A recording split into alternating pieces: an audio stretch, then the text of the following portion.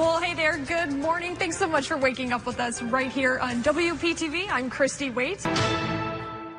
Throughout the morning, I've been tracking heavy police presence in the Royal Palm Beach area, specifically in the La Mancha subdivision and the surrounding neighborhoods. But this is what that scene looked like at 5 o'clock in the morning. A lot of smoke in the air right now. Smells like a campfire. Still got some ash falling. But you can see the scene behind me, this two-story building on fire. What's left of one of those boats.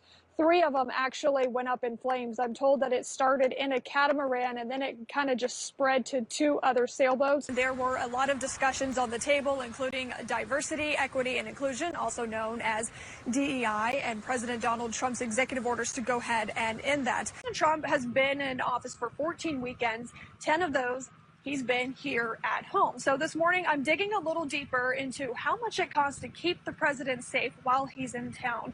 Days after our story aired, Sherry Schneider with Loving Hands emailed me saying they received enough donations to operate for an entire year, but those phone calls and emails, they kept pouring in. So I followed up again, and this is where our story took us. I heard your story, and I thought, what a perfect place for it all. Meet Barbara DeJurgis. Her best friend Marge Davis recently passed away.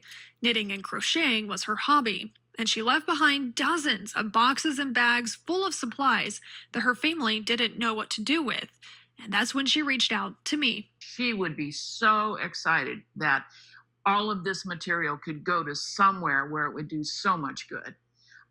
It was like karma. With my photographer's help, we managed to fit all of it in our car. We are going to surprise Loving Hands with another ginormous batch of donations. With Barbara watching on FaceTime, we hand-delivered the generous gift on camera. Knitting strangers together in grief and gratitude. There's so many places that we donate to, so a piece of Marge is going to go wherever they go. After unloading the car, we saw firsthand how big of an impact our story made. Pounds of donations. It's just overwhelming, the kindness that we receive from your viewers. It was just outstanding. It's unbelievable. Loving Hands says they are not accepting any more donations for now. This would not have happened without you. It really wouldn't. Thank you. Right, everybody? Thank you. Because all of you at home, Loving Hands now has enough supplies to last them for about 2 years. Speed limit camera ahead. Mary McLean drives near Wellington Landings Middle School a lot. I usually have to go through 2 to 3 school zones throughout the day. Mary, like many others in Wellington, are navigating the new school speed zone cameras installed in August. I believe that the signs don't clearly state what the speed limit is in the area. She reached out to me to voice her frustration. I received a citation in the mail saying that I was going 35 when the speed limit posted as 40. I met up with her and saw the signs for myself. You can see here it says 40 miles an hour, but a few feet later, this, a sign that says 20 miles an hour when flashing from 8:35 a.m.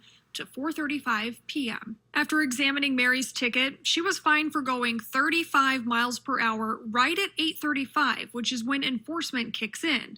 The problem, she says, the lights weren't flashing. There is a camera that captures your vehicle, and then after your vehicle passes that camera, it tells you that the speed limit is 20 miles per hour and the specific times. So when I passed the 20-mile-per-hour sign, it wasn't flashing. Pressing for answers on Mary's behalf, I went to the Village of Wellington's website to find out when those cameras are active, and what I uncovered is a discrepancy between the website and the sign Mary encountered in front of Wellington Landings. I think the signage should be more clear. 2 days after reaching out to the village, the sign near Wellington Landings changed to match the website. Wellington tells me all signage meets state requirements, but they are in the process of reviewing all school zones in the area and evaluating opportunities to make the signs more clear for drivers. In the meantime, Mary tells me she's disputing her ticket. So after that story ran and after our shows yesterday, my photographer and I were actually headed up to Wellington to attend her hearing as she disputed her ticket. She then called me to let me know that we didn't have to go to her hearing after all, and the village was dismissing her ticket. This morning, new details are revealing how leaders with the West Palm Beach Police Department allegedly got around a system meant to prevent double dipping working paid extra duty jobs while also scheduled for city shifts. A Palm Beach County Sheriff's Office internal affairs investigation found multiple command staff members manipulated the department's scheduling software, but the union representing some of those fired officers says they were just following orders. And we have been tracking this case for a while now, as the controversy actually dates back to 2020. To read more details on what happened and to listen to yesterday's press conference, you can head on over to our website. That's WPTV.com. Well, today we're piecing together new information into a Port St. Lucie officer's resignation. According to an investigation, the officer left the scene of a suicide. We now have body camera video showing the response at the Treasure Coast Church of God on Savonia Boulevard back in March. According to an administrative complaint investigation, it found Officer Matthew Brown initially approached the vehicle 15 minutes prior, briefly looked into the window, and then left the scene without checking on the person inside or even notifying dispatch. The investigation revealed Brown returned as a different officer stopped at the same location and found a man dead from a self-inflicted gunshot wound. We're also keeping tabs on a shark fishing showdown that's brewing in Martin County. Leaders are considering new rules for shark fishing on county beaches to match state regulations, but not everyone is on board. So the shark debate in Martin County comes as dramatic new video emerges from Jensen Beach. Kathy Green captured a shark washing ashore at Normandy Beach Park. You can see that video on your screen there. That's where beachgoers jumped in to help reel it back into the water, and she says the shark was safely released.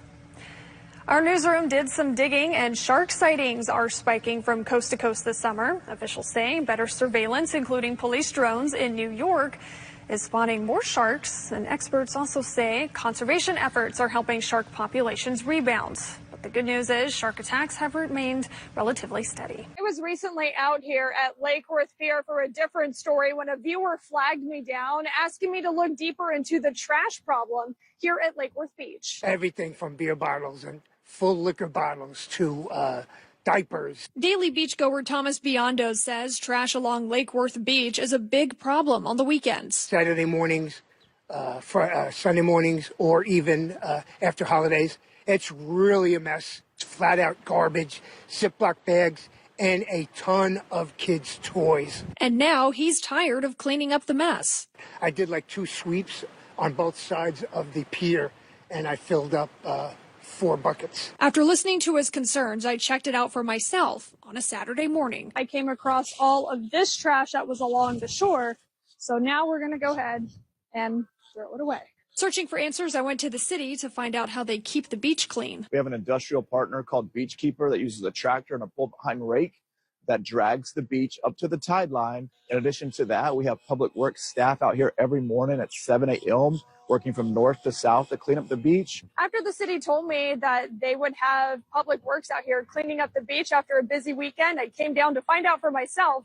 And sure enough, you can see them hard at work picking up the beach. The city says you can help keep the beach clean too by grabbing a bucket and picking up trash. We receive approximately 50 to 60,000 people on our beach per month.